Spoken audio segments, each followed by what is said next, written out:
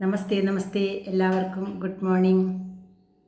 എൻ്റെ എല്ലാ യൂട്യൂബ് കുടുംബാംഗങ്ങൾക്കും സുഹൃത്തുക്കൾക്കും അതുപോലെ തന്നെ എല്ലാ വിശ്വാസികൾക്കും ഞാൻ ഈസ്റ്ററിൻ്റെ ആശംസകൾ, മംഗളാശംസകൾ നേരുന്നു.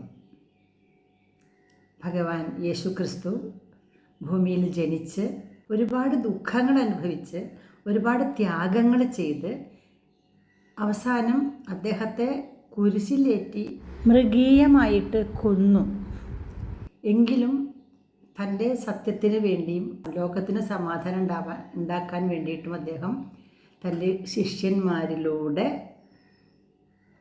ലോകത്തിലുള്ള എല്ലാവർക്കും പകർന്നു തന്ന ആ സ്നേഹ ഉപദേശങ്ങൾ എല്ലാവരുടെ മനസ്സിലും സമാധാനത്തിൻ്റെയും സാഹോദര്യത്തിൻ്റെയും സഹനത്തിൻ്റെയും സന്തോഷത്തിൻ്റെയും ഒക്കെ ആ ഉപദേശങ്ങൾ നമ്മുടെയൊക്കെ മനസ്സിൽ നിറഞ്ഞു നിൽക്കുന്നത് കൊണ്ടാണ് ഇന്നൊക്കെ നമ്മളുടെ ലോകം ഇങ്ങനെ നിലനിന്ന് പോണത്. അതാത് സമയങ്ങളിൽ ഇവിടെ അവതരിച്ചിട്ടുള്ള അവതാര പുരുഷന്മാർ, കൃഷ്ണനും ക്രിസ്തുവും നബിയും ശ്രീ നാരായണ ഗുരുദേവനും ഒക്കെ ഇവിടെ ഇടയ്ക്കിടയ്ക്ക് വന്ന് ജനങ്ങൾക്ക് ഉദ്ബോധനം കൊടുത്തത് കൊണ്ടാണ് ലോകം ഇങ്ങനെ നിലനിന്ന് പോണത്. അല്ലെങ്കിൽ എന്തായിരിക്കും സ്ഥിതി? ഇപ്പോൾ തന്നെ ജനങ്ങൾ ഇതൊക്കെ മറന്ന് പലതരത്തിലുള്ള കാര്യങ്ങൾ ചെയ്തു കൂട്ടുകയാണ്, അല്ലേ? ക്രൂരതകളൊക്കെ ചെയ്തു കൂട്ടുകയാണ്. എന്താ കാരണം? അവരിൽ ദൈവവിശ്വാസമില്ല, ദൈവത്തിൻ്റെ വിശ്വാസം അവർ കേൾക്കണില്ല. അതുകൊണ്ട് തന്നെയാണ്. അതുകൊണ്ട് നമ്മൾ കുടുംബത്തിൽ കുട്ടികളെ വളർത്തുമ്പോൾ അവർക്ക് വേണ്ടത്ര നിർദ്ദേശങ്ങൾ അത് ഈ കഥകളിലൂടെ നമുക്ക് അവർ കൊടുക്കേണ്ടതാണ് നമ്മൾ. അപ്പോൾ അവരധികം അക്രമവാസനകളിലേക്ക് പോകില്ല. അല്ലെങ്കിൽ ഇവിടെ എന്താ കാഴ്ച, അല്ലെ? നമ്മളിപ്പോൾ കണ്ടുകൊണ്ടിരിക്കണതൊക്കെ അങ്ങനെ വരാതിരിക്കാനാണ് ഞാൻ പറയണത്.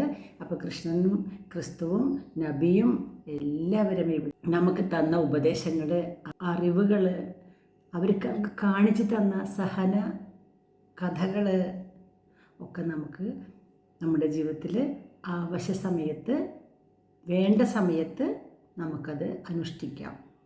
ഇന്നിപ്പോൾ എല്ലാവരും സന്തോഷത്തിലാണല്ലോ, അല്ലേ?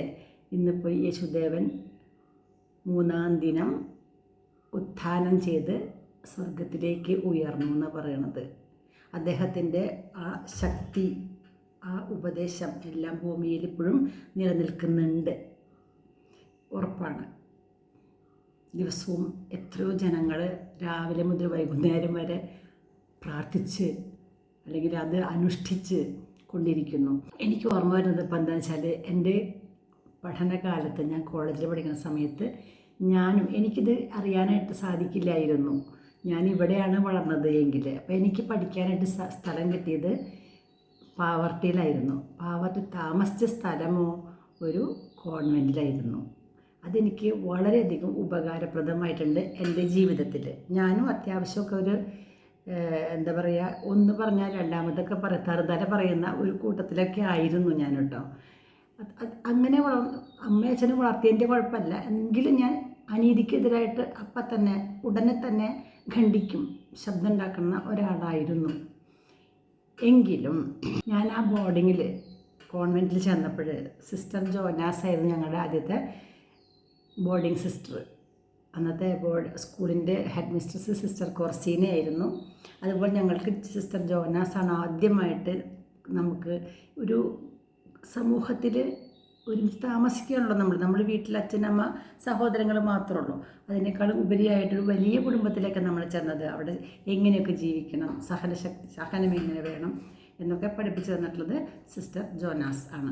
എല്ലാവരും സ്കൂൾ പൂട്ടുമ്പോൾ കുട്ടികളൊക്കെ വീടുകളിലേക്ക് പോകും. ഞങ്ങൾ അവിടെ താമസിക്കും.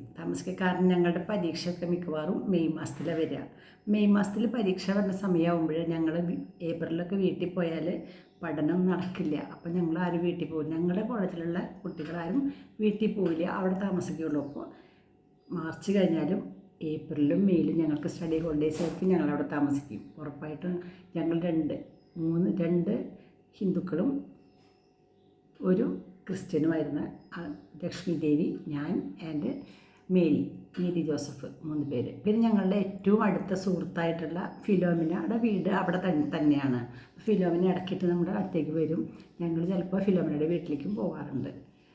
അപ്പോൾ ഞങ്ങളവിടെ നിൽക്കുമ്പോൾ ഈ പെസഹ വ്യാഴം അതുപോലത്തെ ഓരോ കാര്യങ്ങളും യേശുദേവൻ്റെ കുരിശിൽ കൊണ്ടുപോകുമ്പോഴുള്ള ഓരോ സ്റ്റെപ്പായിട്ട് പോയിട്ടുള്ള പ്രാർത്ഥനകളില്ലേ, പള്ളിയിൽ വെച്ചിട്ടുള്ള ആ പടങ്ങൾ 14 സ്ഥാനങ്ങളുണ്ട്, അവിടെയൊക്കെ പോയിട്ട് പ്രാർത്ഥിക്കുക ഞങ്ങൾ ചെയ്തിട്ടുണ്ട്. ഞാനും പോയിട്ടുണ്ട്. അതുപോലെ കുർബാന അതിനും പോകാറുണ്ട്. കുർബാന കൈക്കൊള്ളാൻ പറ്റില്ല കേട്ടോ, കാണാൻ പറ്റും, പങ്കെടുക്കാൻ പറ്റും. അതുപോലെ തന്നെ പിന്നെ ഞങ്ങൾ ചെയ്യുക വെള്ളിയാഴ്ച, ദുഃഖ വെള്ളിയാഴ്ച യേശുദേവൻ്റെ മൃതദേഹവും കൊണ്ടുള്ള ആ പ്രൊസഷൻ ഉണ്ടല്ലോ, അതിന് ഞങ്ങൾ പങ്കെടുക്കാറുണ്ട്. ആ പള്ളിയിലൊക്കെ പോയിട്ട്, അവിടെ പാവറട്ടി പള്ളിയുണ്ട്, സെൻറ്റ് ജോസഫ്സ് പള്ളിയുണ്ട്, അവിടെ പോയിട്ട് യേശുദേവൻ അവിടെ എല്ലാവരും അന്ന് അവിടെയാണ് പോവുക കേട്ടോ എല്ലാവരും. അപ്പോൾ ഞങ്ങളും പോകാറുണ്ട്. വെള്ള സാരിയൊക്കെ ചുറ്റിട്ടാണ് പോവുക. അപ്പോൾ യേശുദേവനെ മഞ്ചേരി ഇങ്ങനെ കിടത്തിയിട്ട് എല്ലാവരും ഇങ്ങനെ പ്രദക്ഷിണം വെച്ച് ശിരസിൽ മുത്തം അർപ്പിച്ച് പോരും. അപ്പോൾ എല്ലാവർക്കും കുടിക്കാനായിട്ട് കയ്യിൽ പ്രസാദം പോലെ, ഞങ്ങൾക്കും നമ്മൾ അമ്പലത്തിൽ പോകുമ്പോൾ പ്രസാദം തരില്ലേ, തീർത്ഥവും പ്രസാദം തരും. അതേപോലെ ഇങ്ങനെ കൈ കാണിക്കുമ്പോൾ കയ്യിലേക്ക്, അമ്പലത്തിലാണ് കിട്ടുക, തീർത്ഥാണ് കിട്ടുക, നമ്മളതിങ്ങനെ കഴിക്കും. ഇവിടെ കിട്ടണത് ഞാൻ വിചാരിച്ചു തീർത്ഥാണെന്നാണ് കേട്ടോ തന്നത്. കയ്പ നീരായിരുന്നു, കയ്പയുടെ ഇലയില്ലേ, കയ്പയുടെ ഇല കുത്തിപ്പിഴിഞ്ഞ നീര് അതായിരുന്നു. അപ്പോൾ അതിങ്ങനെ കഴിച്ചപ്പോഴെനിക്ക് മനസ്സിലായി, ഈശ്വര ഇത് കയ്പാണല്ലോ എന്ന്. പിന്നെ അത് കഴിച്ചു കൂട്ടോ.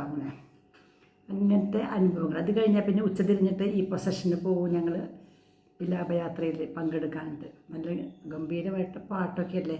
ഗാകുൽത്താമലയിൽ നിന്നും വിലാപത്തിൻ മാറ്റൊലി കേട്ടു,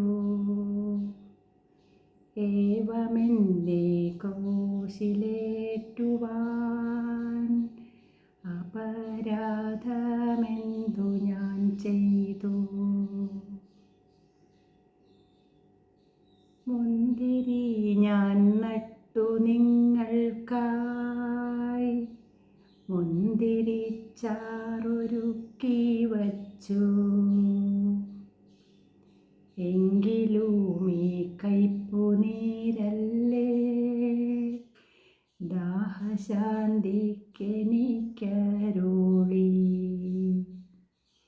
ഗാകുൽത്താമലയിൽ നിന്നും വിലാപത്തിൻ മാറ്റൊലി കേട്ടു എന്ന പാട്ടൊക്കെ ഇന്നും ഞാൻ എൻ്റെ മനസ്സിൽ മറക്കാതെ ഇങ്ങനെ മുഴങ്ങും. പീഡാനുഭവങ്ങളല്ലേ യേശുദേവൻ്റെ, കഷ്ടമാണല്ലേ. ശിഷ്യന്മാരെ പോലും വിശ്വസിക്കാൻ പറ്റില്ല.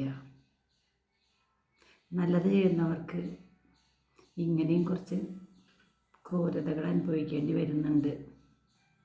അങ്ങനെ തൻ്റെ ജനങ്ങൾക്ക് വേണ്ടിയിട്ട്, തൻ്റെ സത്യത്തിന് വേണ്ടിയിട്ട് ജീവൻ ബലി കഴിപ്പിച്ച അദ്ദേഹത്തിന് നമ്മൾ മറക്കാൻ പറ്റില്ലല്ലോ. എന്നും മനസ്സിൽ പ്രാർത്ഥനയോടുകൂടി ഓർക്കേണ്ടതാണ്. ഞാനെന്നും അങ്ങനെ തന്നെ ചെയ്യുന്നുണ്ട് കേട്ടോ. കൃഷ്ണനായാലും ക്രിസ്തു ആയാലും നബി ആയാലും നമ്മളെ നല്ല മഹാന്മാരായിട്ടുള്ള ആൾക്കാരുടെ മാതൃകകൾ നമ്മൾ സ്വീകരിക്കേണ്ടതാണ്. അവിടെ മത വിദ്വേഷമോ വൈരാഗ്യമോ ഒന്നും ഉണ്ടാവില്ല. അപ്പോൾ എന്തായാലും ഞാനിതൊക്കെ ഓർക്കുകയാണ്, എൻ്റെ പഴയ കാര്യങ്ങളൊക്കെ മറന്നിട്ടില്ല, ഒന്നും മറന്നിട്ടില്ല. എല്ലാവർക്കും ഈസ്റ്ററിൻ്റെ ആശംസകൾ നേരുന്നു. നല്ല വിഭവസമൃദ്ധമായ സദ്യയൊക്കെ ഉണ്ടാക്കിയിട്ട് നിങ്ങൾ ഇന്ന് ഭക്ഷണം കഴിക്കൂ, സമാധാനമായിട്ട് ജീവിക്കൂ, സാഹോദര്യത്തോട് ജീവിക്കൂ, പരസ്പര സ്നേഹത്തോടു കൂടി ജീവിക്കൂ.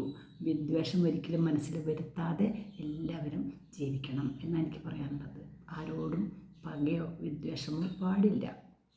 എല്ലാവരും പറയണം അങ്ങനെ തന്നെയാണ്. ഓക്കെ.